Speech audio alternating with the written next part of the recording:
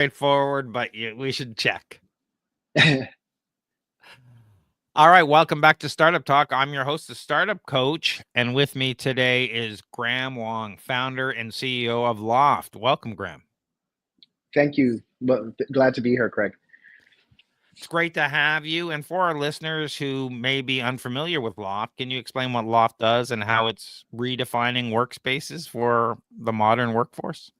Yeah, absolutely. So, Loft is, and the way we define it is we're rebuilding the space between work and life. And the way we achieve that is by creating a network of on-demand spaces, workspaces specifically.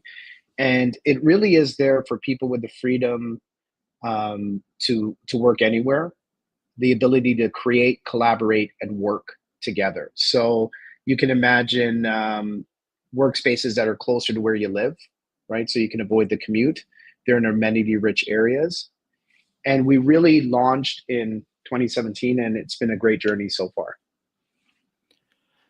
Can you take us back to the beginning? Mm-hmm. What inspired you to launch LAUFT? I always say opportunity cost, right? You could be doing Yeah. any number of other things. Why LAUFT? And what was the problem you were looking to solve? You know, so it's a bit selfish. It was a problem that I was experiencing, and as a serial entrepreneur, this was my third business that I was starting.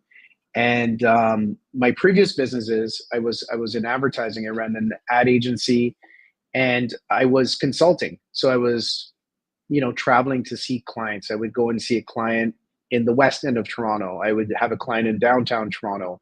I would try to bookend my meetings just in case my first meeting ran long. And what inevitably would happen would be that first meeting would go off without a hitch. And then I would make it out to Oakville as an example in the west end of Toronto. And I'd have 2 hours before my next meeting.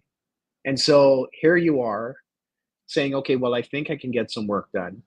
And you're limited with your choices. Like generally speaking, you're going to run into a coffee shop possibly to try to find a place to work, but that's not always ideal. You can't always find a table. You might try to work out of your car or a restaurant or on the go.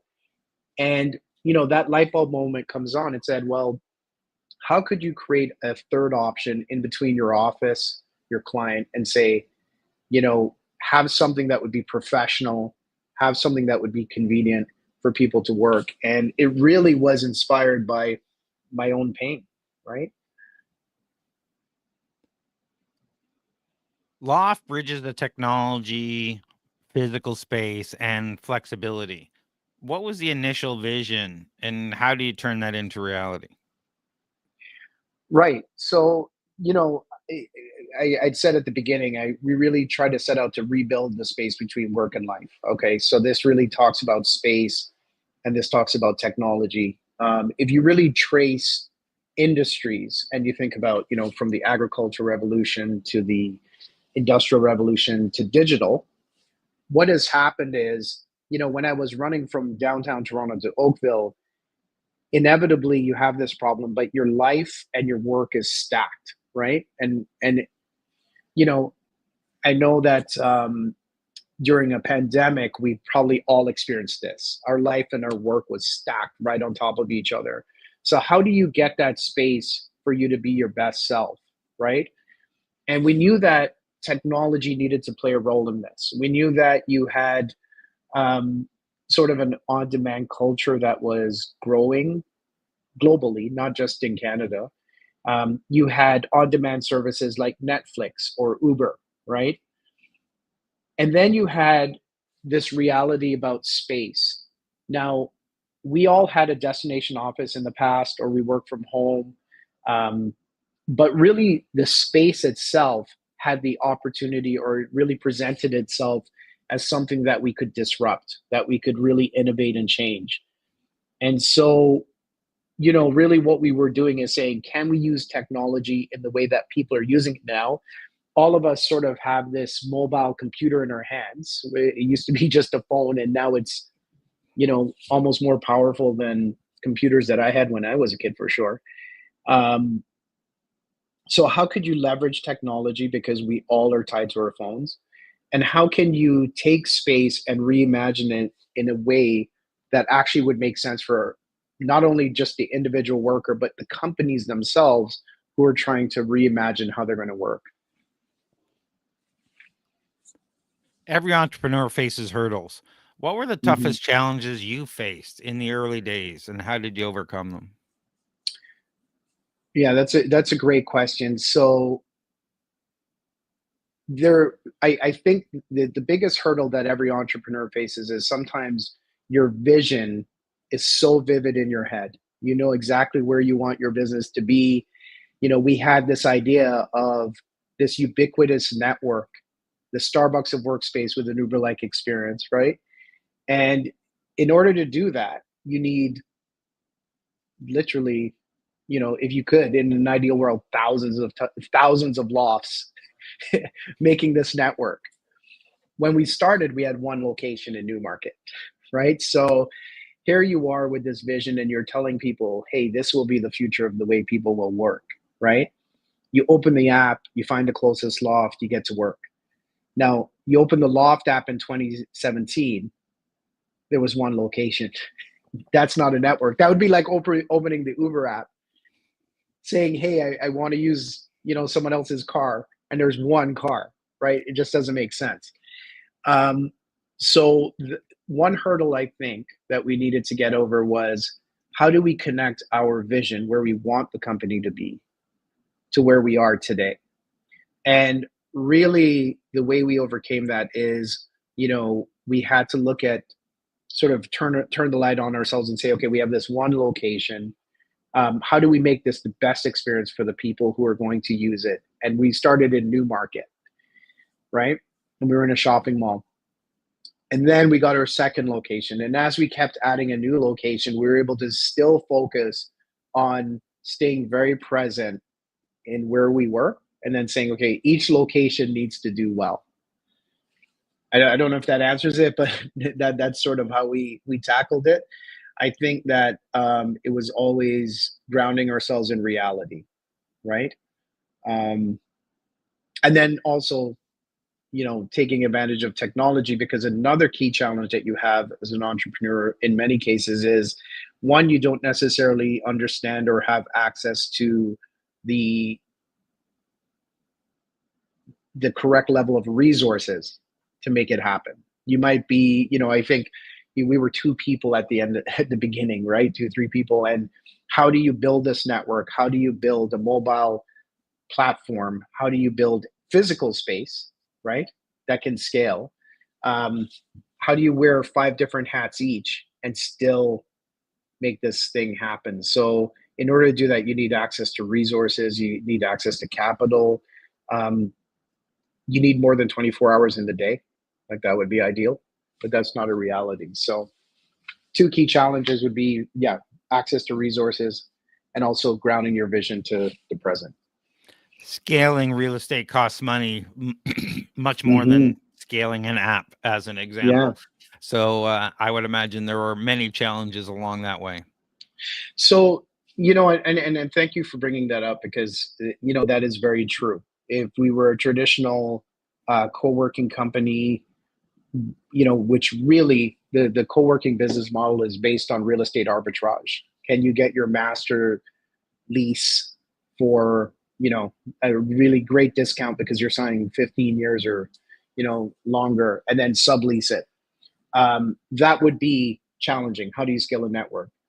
Because we are really trying to build these small, nimble locations, we approached it differently. We didn't come in as a real estate company. We came in as an amenity, and we came in as a partner. So, when we started in the shopping mall, from our perspective, we focused on the fact that when people went to the shopping mall, what they could do is, you could shop, you could eat, you could touch into entertainment. But the one thing missing was work. And so we actually came to the property partner and said, what would be amazing would be this amenity on site. And we can actually provide this amenity, and we can actually partner on this, because we're not competing with your other tenants, but we are a complement to the property. And so luckily we were able to convince our very first partner and subsequent partners after that, to let LAUFT come into the property as a partner. So we are not we don't go in as a traditional tenant, right? So it's not a real estate play. This is a amenity service layer to the property. And so we were able to avoid a lot of the long-term leases that some of the other co-working spaces need to navigate. We actually have been able and lucky enough to find partners with properties that would benefit, and then to enter into those partnerships in a very creative way that benefits our property partner because we're generating revenue and sharing it with them. But then we're also helping them to activate other units in the property because we are saying we focus on experience. So if I have a loft in a building and I can bring in a car detailing partner, I'm going to do that. And then they may become a traditional tenant for the property partner. So all that to say, we just approached it not as a real estate company. We approached it as a service partner. And we were able to do a lot of our deals in a very unique and creative way that didn't limit us with the ability to scale. We can scale much faster because of our model. And I guess that just speaks to changing the traditional business model and thinking outside the box, and how entrepreneurs really need to look at the market they're going into and not always approach it the same way. Yeah, absolutely. Now having said that, Craig, what's interesting is that, certainly that can help identify your unique way of entering the market. What was interesting for us is that we learned a lot about the real estate side of it, as we progressed over the years. So we've been at this for 7 years, right? 2017, we actually started. We launched our first location in 2018. But by being in partnership with property partners who have completely different metrics, have completely different line items that matter to their portfolio, what we were able to do is say, okay, yes, we are bringing an innovative way to this, which is amazing. It allows you to differentiate yourself from competitors. It allows you to problem solve in a different way. But what I think is also important is that on the other side of it is understanding the traditional business model, understanding the fundamentals of it. And then that allows us to say, okay, we're bringing this. It can't be all innovation. We have to have some tradition. And so by really understanding the problems that your partners have, right? Learning more about the traditional real estate model, I believe that we've come out and we have the best of both worlds. We're able to be very responsive in a way that traditional real estate hasn't been, but we're also able to recognize the very real valuations that they need to hit, what they need to secure their financing, and we're actually able to say, okay, well, let's respect that, let's meet those, but let's also bring this innovation in because then we all win.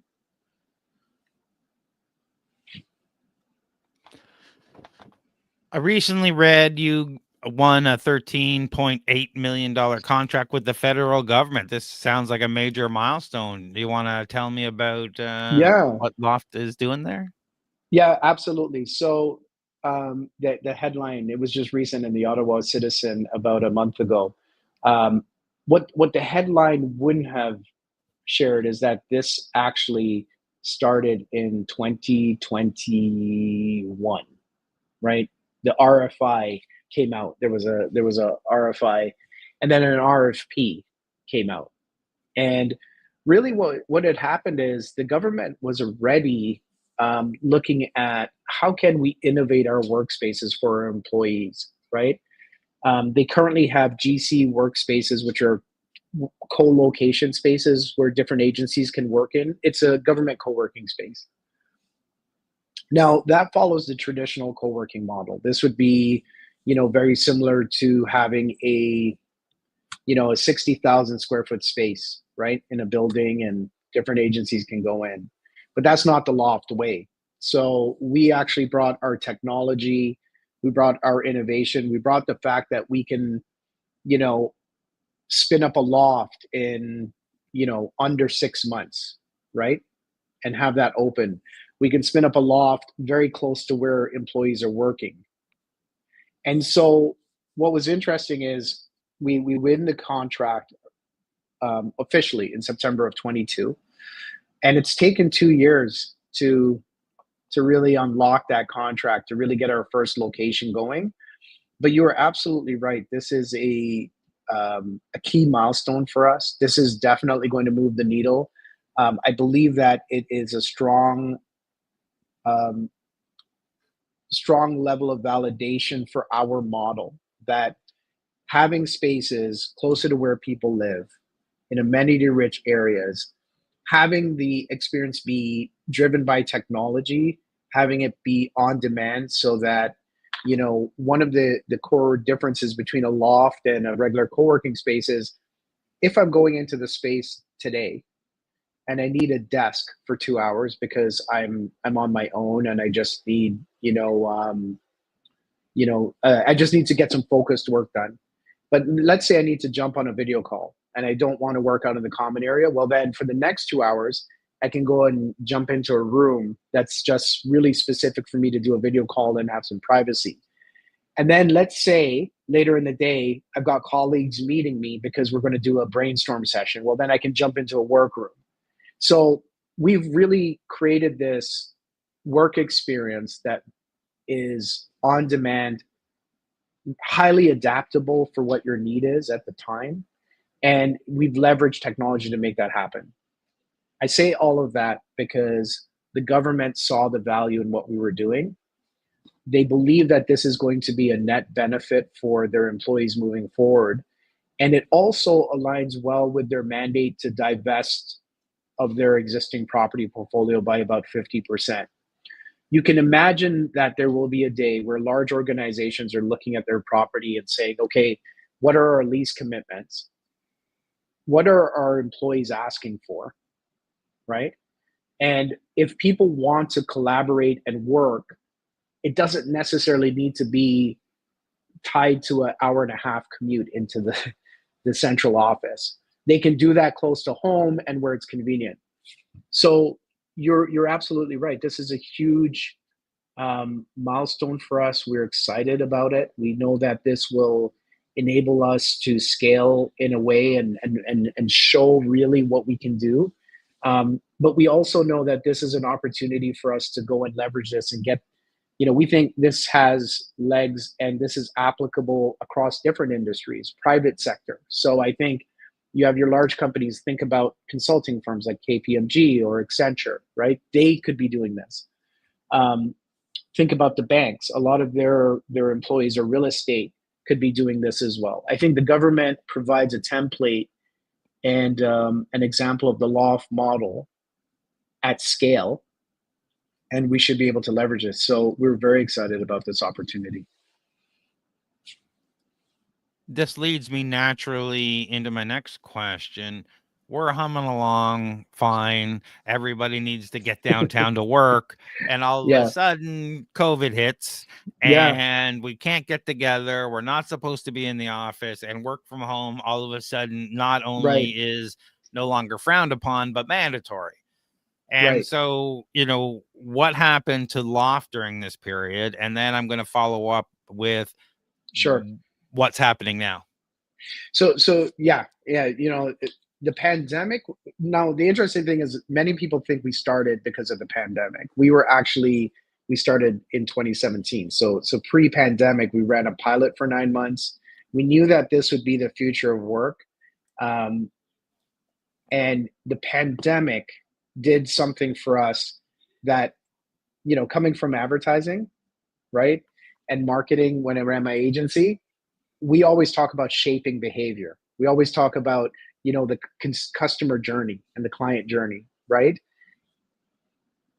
The pandemic really, um, it really represented a global social experiment in remote work. It's not that people didn't do it before. I mean, I think generally speaking, people were light going into the office on Fridays, right? Many people call in sick on Mondays. So, even pre pandemic, Tuesday, Wednesday, Thursday were your heavy days in the office, right? I think we would all say that. But what this did was it actually opened sort of the thinking and the mindset that work wasn't necessarily tied to a central space, right? And I think also the pandemic really hammered home that if I'm working, why am I working? I'm working because I want to, technically we all want to make a living because we want to do the things we want to do with the people we want to do it when we want to do it. Well, all of a sudden now everything's stacked, right? Remember I talked about rebuilding the space between work and life? Well, work and life during the pandemic was, I mean, we're on top of each other, right? But what we also realized, many of us were, well, what was I missing by going into the office, right? I could be there, do everything that I needed to do for work, but I could also be there for my kid's soccer game, right? Or I could, throw a load of laundry in while I was, in between a report. All of that's important, but now coming out on the other side. So if the pendulum swings one way in an extreme, right?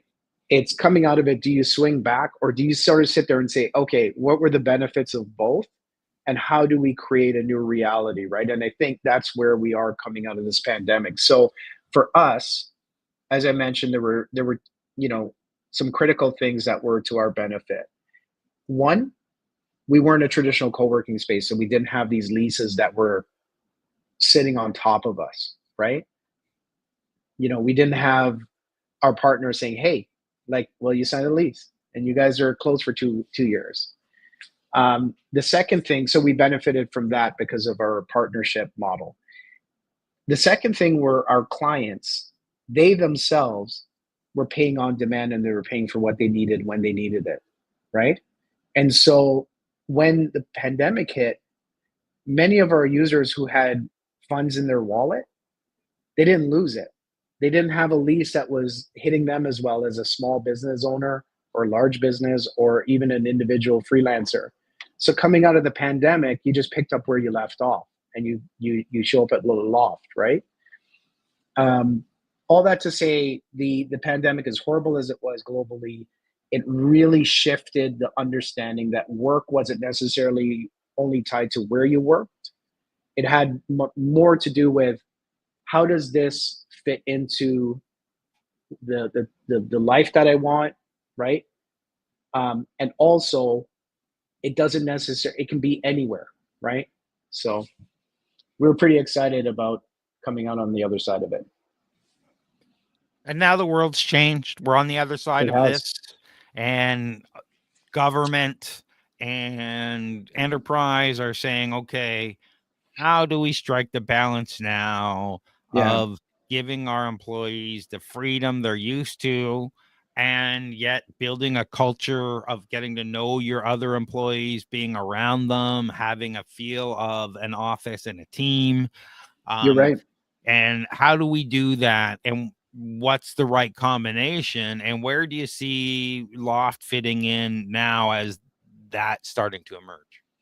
Yeah, and I so you're absolutely right. I think we're all trying to sort out how this is going to play out long term. But what we do know is this: we know that people can work at home. That's one option. And I don't believe that the central office is going anywhere. There's value in it. It's just a recalibration of possibly how many square feet a company might need, right? And how people will navigate that space. But I think, and I think there's that side of the argument. I think there are a lot of business leaders who are looking at that central space and they're saying to themselves, and I think if they were really to assess it, they would say, Well, the truth is that there is value in collaboration when we're all in the same room, right? That 100% makes sense. There's value in, um, being with colleagues. There's value in just being in a space that feels like the brand and the company you work for. So there isn't this disconnect. If you were to apply sort of the that you know you make it very extreme, like it's either one or zero. I mean, you're either at home or at the office. It totally makes sense that there are a lot of return to office mandates where they say you have to come in here, but that's because for that business leader, they haven't experienced something like LAUFT. They haven't experienced a co-working environment that allows those people to collaborate in the same way that they could in a central office, but closer to where their life exists, right? So I think it's an awareness sort of situation. And I think many business leaders, if they were to look at this, there would be some really straightforward facts. They would say, okay, if we have a smaller footprint, we're going to save on the bottom line. There's going to be a line item where our square footage is less and our lease commitments are lower, right? If we allow people and our employees to collaborate and connect more local to where they live and they can avoid the commute, well, there is a better culture that we're actually building, right? And if our employees have the option to work from home or work in all three spaces, in the long run, are we better off for it? And I think we'd all be hard pressed to say that there wouldn't be value in having options to work at home, to work at the central office, and to work in between. And I think where LAUFT fits in is we create that third option that we all kind of know needs to exist, because in a weird sort of way before the pandemic, we were doing it when you'd see people setting up at um, a conference center. Like if you went to a conference and you see them in the hallway calling in, which you see all the time, um, you were doing it when you were in the hotel lobby trying to have a meeting. You were already doing this before. We just didn't have an option like LAUFT. And I think that's where we fit in. Like, I think we create this, like I said, the Starbucks of workspace that really is brand agnostic. It allows you to be professional. It allows you to have it on the go. Um, that's where I think we fit in. I'd love to see lofts in airports, conference centers, on routes. On my drive to Ottawa, I pull off all the time. I would love to be able to, do a video call from a loft at an en route, or in a hospital. If I'm with a loved one, I'd love to be able to check in with the office without thinking that I need to leave them. Right. So to answer your question, that's where I think we fit in. There's no question that there is a general desire to reduce real estate costs from a Mm-hmm. enterprise corporate point of view. And when you look at what's been happening, especially when most people have been working from home for a long period of time, you look around this big office and say, okay, well, there's definitely some cost savings to be found here. And it's right sizing Right sizing. as you figure out where you need to be. But it's also creating those spaces, like you said, where people can go and work. I find that there's definitely value in being in the room. People can work remote and people say it's just as good. And then I sit back and say, well, it can be. However, Mm-hmm. what happens when you're remote is you don't hear what goes on when they mute the phone. You're not talking with your boss when they're grabbing a coffee on the break. You're Right. not, so what happens when the boss is thinking about that promotion or that project, they're thinking about that person that's been in their face, not the person they don't see. So there is a loss there somewhere.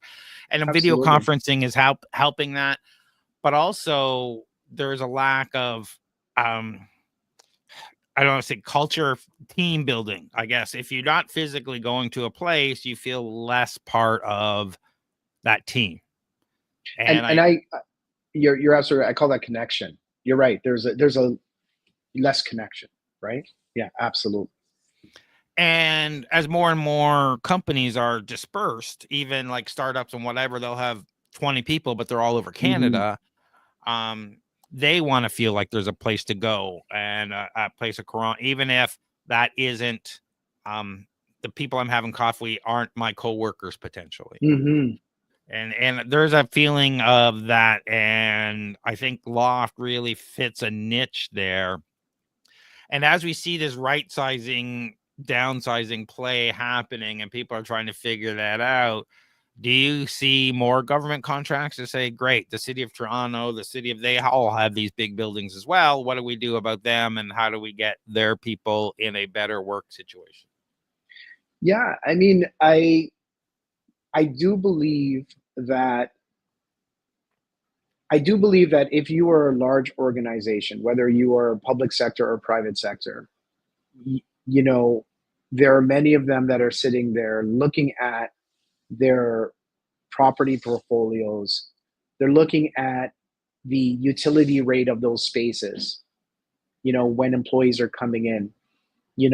We see that, some large organizations might implement, very few of them are implementing, say, a full 5-day return to office mandate, right? Some of them are implementing a 4-day, some of them are implementing a 3-day. But what we're not seeing are people looking at property in a way where they say, look, it's going back to where it was before, right? So there's this new reality that I think you're right is is um, is very present, not only for the public sector but the private sector. As it pertains to the public sector, I do believe that you know they they already have tabled mandates to reduce their property portfolio, and this is at the federal level. But there are also municipal, provincial. Um, there are small towns and municipalities who are saying, okay, listen, um, people moved here during the pandemic, as an example, out of the core, right? Like, so we saw a lot of people moving to, remote areas and rural areas, right, in the pandemic. And you have those municipalities saying, okay, well, are people going to be going back to the office and they're going to be leaving? And what is the economic impact on our local economy, right? Like, everything that became hyper local in the last 4 years, does that change now that some companies are implementing RTO? So how can you stimulate that? And on our walls we have emblazoned locally grown, globally known. Like, how do you do that in a suburban or rural area and say, okay, how do we create our own little hub, our own little economic activity? So I do believe that from a public sector standpoint, there will be more movement towards these creative ways and innovative ways of accounting for how people work today, right? But I also think that's also the reality for private sector. I believe that's the reality for, people might be holding commercial real estate, right? They need to figure out how to activate those buildings in a different way. And I think, we're a solution for that. Hey, Kevin, thanks for joining us. Yes, you can go back to our YouTube channel and watch the whole thing, and it'll be posted on our podcast and whatnot in the future. So sorry that you joined late, but you can definitely go back on YouTube and watch from the beginning. All right. So next question I have here is, Loft operates at the intersection of real estate and technology. Mhm. How do you see AI shaping the future of flexible workspaces and real estate? Yeah, that's that. I'm very excited about this. One, I'm blown away by what AI will be achieving across many industries. But our vision for Loft had always been, as I said, rebuilding the space between work and life. And what would that mean in the future? What could Loft represent for, as I said, a rural area, or when you put a loft into a space? What is the economic overflow that happens when you put a loft there? If I put a loft in, let's say, an area that is showing promise, for redevelopment and new industries. If I put workers there and I tie services into that experience, how does that help to develop the area, right? So there was always this vision of Loft being this conduit or catalyst for growth. like whatever you would see around work, you know, the services, the tools, the development, right? From a residential perspective, like Loft could be this economic partner. AI is an incredible tool because the data that it can pull from and what it can, you know, possibly help us understand is, could AI be used with what Loft is doing to understand commuting patterns, right? You know, you know, if you put a Loft into a region, what would be the impact on traffic patterns? What would be the impact on how you should develop an area, right? And so I'm excited by that. I'm very excited by, you know, just understanding from the data and not only just in Canada but globally, right? Could you look at Loft and then say, if you put a Loft in this area as a developer and you say, I know that this will help to bring this is how urban planning should be done in this area, this is how, you know, municipal planning, residential planning, like just think about all of that. I think AI would be a huge um, addition to that journey, right? It would help us really unlock the full potential of what a loft could represent. Do you see it happening in a community urban planning situation where real estate companies will come in and say, I'm building 100 homes, therefore I need to build a 10 office, I'm going to say loft, Loft. uh, in the Let's say loft. community. Let's Yeah, just use loft. Always use perfect. loft whenever we It, talk about co-working. but, you know, along with the concepts of 15-minute cities and all Right. these things, when you say, all right, well, for every so many people, we're going to have Absolutely. a X number of person loft with office space, drop-in space, workrooms and stuff Exactly. to avoid a lot of traffic. But you could also potentially have other things in that community center, whether it's recreational stuff or professional stuff. So absolutely. So this is what really excites our team, right? The space is our entry point into this experience. And the experience is really everything that you would wrap around your workday in a normal day. So as an example, if you worked in a tower downtown, that entire path system in Toronto was built around those office towers, right? Like you, all the businesses and the services and, you know, the gyms and everything that you saw, that economy was built because this tower existed and workers came in every day. What you're talking about is exactly what we're excited about. Is, could you say we put a loft, and because we do this, there's room for child minding, there's room for education, there's room for health and wellness, right? And so could you build this ecosystem? And I think loft plays a role in this. So 100% right, Craig. Like that's what we're very excited about. Like we have a project that we're looking at, and in the 2025 you'll see it in Oakville, where it just happens to be a development where we have, you know, condos above it, we have a, you know, a school at the base, a Montessori, we have you know, amenity rich areas, we have a health and a wellness center going in right next to us.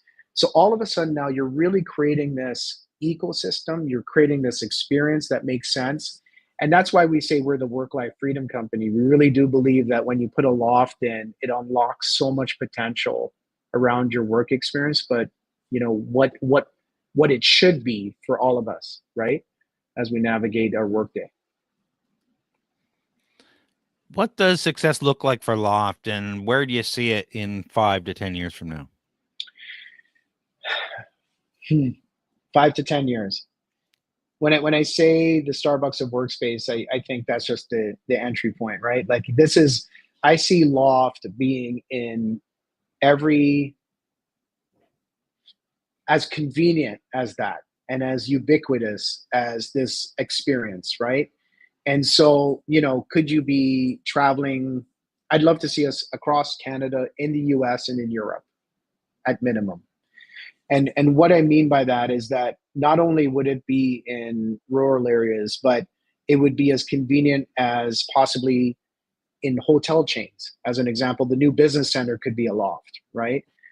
If you went to a conference, we would be in conference centers and venues. We would be in airports for sure, right? We would be in travel destinations. Basically, wherever you needed to plug in to work.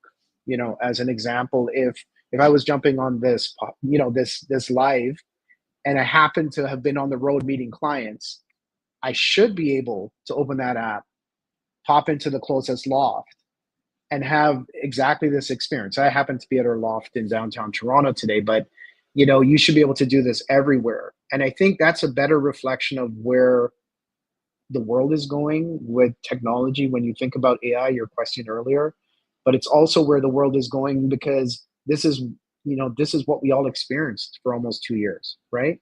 Through a pandemic was, okay, well, it's not where I'm doing the work. It's, do I have the technology to do it?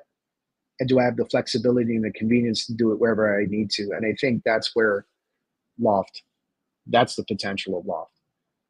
So 5 years, everywhere. I'd love to see us, everywhere. Work-life freedom. LAUFT prioritizes flexibility and time for users. Mm-hmm. What advice do you have for entrepreneurs juggling work, life, and building a startup? Yeah, I'm gonna be like one of those doctors that tells you, don't do this, don't do what I do, because this is something that I have actively had to work on. The thing I tell anyone who's asking about this is, I think as an entrepreneur, you really have to value your time, right? Time is many of us go into this and we say, hey, listen, like, I'm going to give every minute, every second of this day just to this vision. And then inevitably what happens is you might, poke your head up and you say, oh, wow, life, that's work, but life really kind of left, right? You might even turn around and go, wow, I haven't talked to this friend in 3 years, right?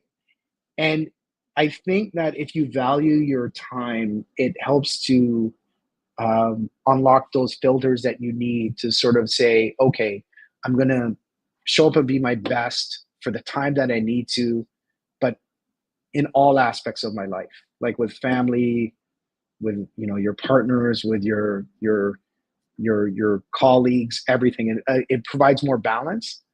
So we don't say work-life balance, we say work-life freedom, because freedom is about being able to value your time and show up and be the best version of yourself. And so my advice is value your time. Know why you're doing it and value it.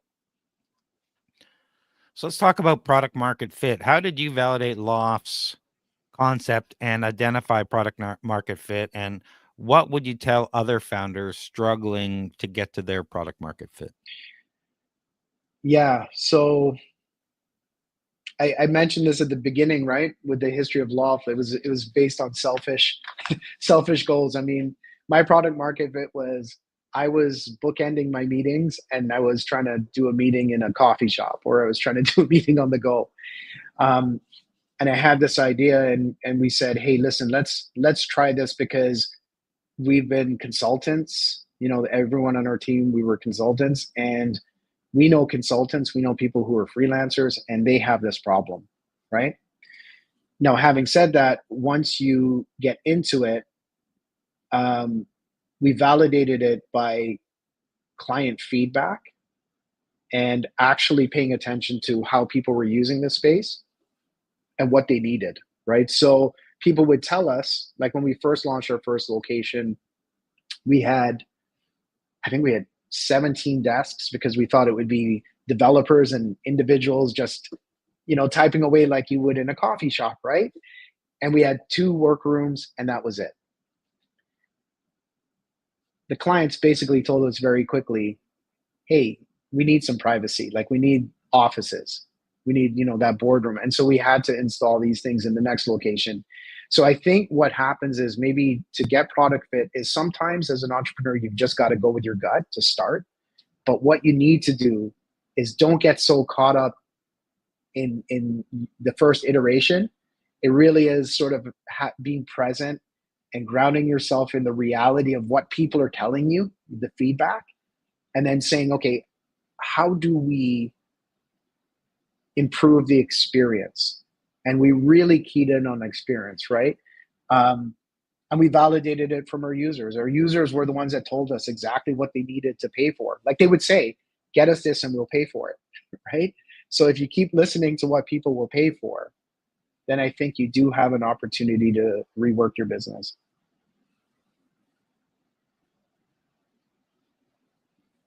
Sorry, sorry. That's all right. No, I was muted. Yeah, I had yeah, clear my throat earlier. My bad. no, Too many startups try to go it alone and don't establish partnerships that they need. Um, Strategic partnerships like the government one you have is a yeah. game changer. What advice, and obviously the strategic partnerships you have with your landlords and the different Hmm. locations is something unique. What advice would you have for building strong strategic collaborations? That's a great question. So I think many businesses, they look at partnerships, but they look at it only from the perspective of what they would get out of the partnership.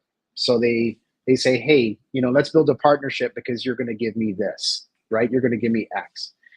And I believe a true partnership is where um, you're going in with respect and trust, right? Like, so you say, I respect the problem that you're trying to solve, right?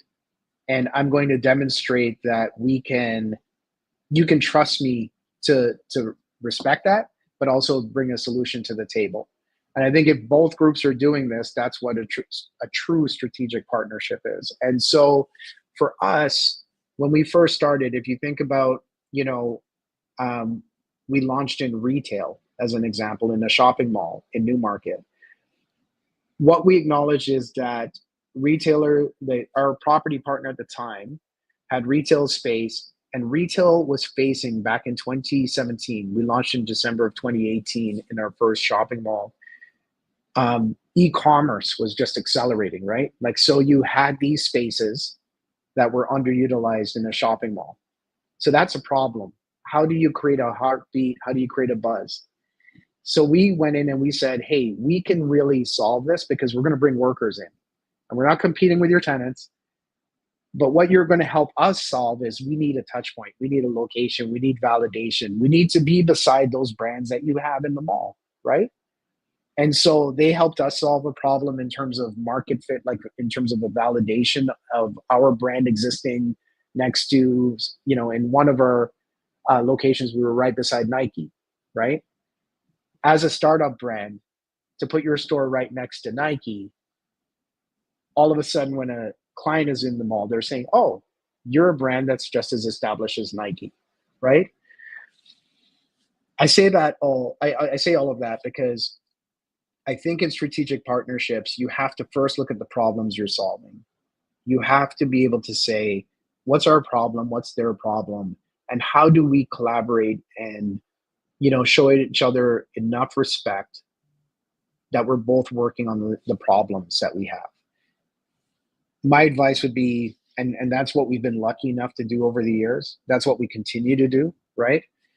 We always approach a partnership and say, okay, what problems are we trying to solve? And then we sit down at the table and have a very honest discussion about what we can each bring to the table for that versus, just saying, hey, this is a partnership, but we're the only ones that are winning. Doesn't make sense. I often talk to startups and founders who do exactly the opposite, where they don't look at what's in it for your partner. Yeah. Like they don't think about that beforehand. They just say, hey, we should do this together. And it's like, well, Right. great. I get approached by this all the time. Hey, we should do this. Great. That sounds like a lot of work for me. Right. What am I getting out of this? What does my company get? Like, how does this work? And without thinking like that, you're going to fail all the time if you're not Absolutely. leading with, hey, I think together we can do this thing that's going to give you more business, it's going to give you more traction, build your brand, 1,000 different things, give you better PR because we're doing this charity event, whatever it happens to be. You got to lead with that, and otherwise, what's in it for them? It's just you being self-serving, and they're not going to pay a lot of attention. Yeah, and listen, like this happens in everything, right? Like not just in terms of your partnership, but this applies to your personal relationships, your professional relationships in your organization, right? It's like, okay, what are we aligned in trying to solve here? Like, how are we solving this problem, right? And if you do that, I think really what you're able to do, or you're able to really build some great connection, right, over time. So I agree with you 100%, Chris. LAUFT is all about flexibility and convenience for Hmm. users. And you've talked several times about talking to your customer. And this is obviously a trend in startups, getting that customer center feedback and always iterate. Hmm. How do you ensure you stay focused on solving customer problems rather than your own problems? Yeah, great question. Fundamentally, what we do internally as a team is we only focus on the experience.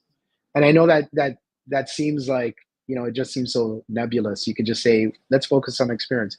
But what that means for us is, what is the experience for a client to experience LAUFT, like when they come into a LAUFT, right? What was that booking experience like? What was it like when they came on site? What was it like when they left LAUFT, right? What was it like when they were looking for a co-working space, and they went on our social media as an example? And I think if you focus on the experience, it automatically puts you in that mindset that we were talking about with strategic partnerships. Is, what problem am I solving for you? Like, what am I doing for you first? And then, you know if we're able to deliver on that, then everything else sort of takes care of itself. So, when we were taking client feedback, it was because, how was that experience? What would have made the experience better, right? What would help you? What service would you like in this LAUFT? And maybe someone is saying, it'd be great if I could get my car detailed, right? Well, then guess what? We're as driven to go and find a partner who can come in and say, okay, well, if I set up next to a LAUFT, I can detail cars when people are working at this store. Or if we think about experience, and someone would to say, well, we're having meetings at LAUFT, and we love catering options. Well, we can go and find the partners that are next to us and say, we have people that would want this. And as long as we focus on experience, I think we really are being responsive to what's on the ground in front of us, right? Very true.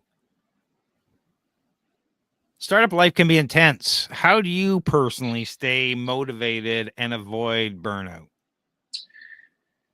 Yeah, so I'm that doctor telling you again, don't do what I do, because I think that, you know, um, burnout is a very real issue. It's a reality for a lot of entrepreneurs. I think what happens is, you feel so passionately about your vision that you're willing to give everything for it. I think it comes back to um, I think it comes back to you know sort of understanding why you were doing it to begin with, asking yourself, like, what do I want? Someone actually phrased it for me the other day, and it really resonated. They said, what would you want out of this venture, or this business that you're doing? Like, what was your want? And sometimes what happens is, we think, I need this because it'll give me a return of X. I need this because, for some reason, I just need to know that I've left a legacy. All these things that we say we need. But what do you want out of that? And I think that question really helped me rephrase it. And if I think about all the businesses that and it's a long-winded way to get to this burnout question, but if I think about what I want out of all these businesses, or what they've done for me, is, I believe all of these businesses have helped me understand what connection means, building real connection, trust, and respect. And if I want that for myself, then I realize that um, I won't be on that hamster wheel, right? I'll sort of say, okay, listen, if it's about connection, then I really want to have a great conversation with Craig today. We're going to have a, let's just sit there, and Loft has given me this opportunity, right? So all of a sudden now I can log off at the end of the day, and I know that Loft was really productive for me today. And I think it's that why, it's that want, and if I understand that, that has helped me to avoid the feeling of burnout, where it's just about the next thing, the next thing, the next thing. You win a government contract, and you're like, okay, well, what are we going to change this into? What is it going to do? When really, at the end of the day, the government contract is another contract, great opportunity, but it also has brought some really great people into my life, right? And I've said, okay, like this is worth it. This is good. So That's that's a great. philosophical answer. No, that's that. you have to know what drives you and what keeps you fresh, right? Right, If right. it's connection and relationships and value in that network, great. If it's downtime and unplugging, then great. You have to just make sure Yeah, you know what's right for you. And you and got to know. You got to know. Yeah. so as we get close to wrapping this up, do you have any final words of wisdom for our audience? Hmm. Final words of wisdom. It's like my neon sign. Everything is a leap or a lesson. This is a phrase that someone had said to me, someone close, and it really resonated because even in the challenges, right? You're going to learn something, right? Even if it isn't a leap forward, but it's something where you feel like, oh, I'm sitting in the pain. It's going to be a lesson, and then you'll have your leaps, and these will be the things that feel great, and all of a sudden you'll say, wow, we won the government contract. Like this will be move the needle. That's amazing. But everything has value, right? Don't squander it. Great advice. Where can our listeners learn more about you and Loft? Um, so our website for sure. So you can find the closest loft, and I think that's the best way. Go into the closest loft. We have, 7 locations, 2 downtown, where one is an event space and one is a loft. Um, Go in and talk to our team. They're amazing and very welcoming, and you get to see it and feel it. Or go to our website, www.lauft.work. And Loft is LAUFT. Correct. And for those listening, and those links will be in the show notes if you're listening on the podcast. I really appreciate you taking the time today, Graham, and to talk to our listeners and to share some of your words of wisdom. Thank you so much for having me, and I truly appreciate the opportunity to connect.